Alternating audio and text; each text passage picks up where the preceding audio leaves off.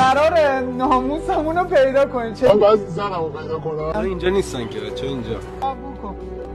خب بعدی تو صبح همینه باش مون نمیده. صبح همون بود.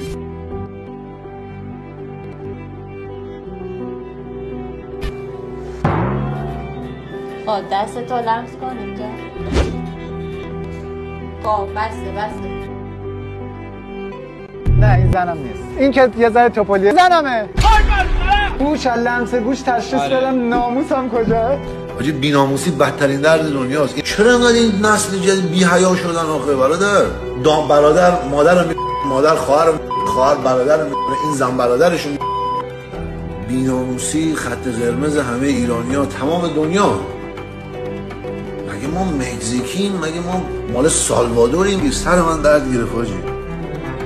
خدا شاهده سرم داره تیر میکشه به ابوالفضل.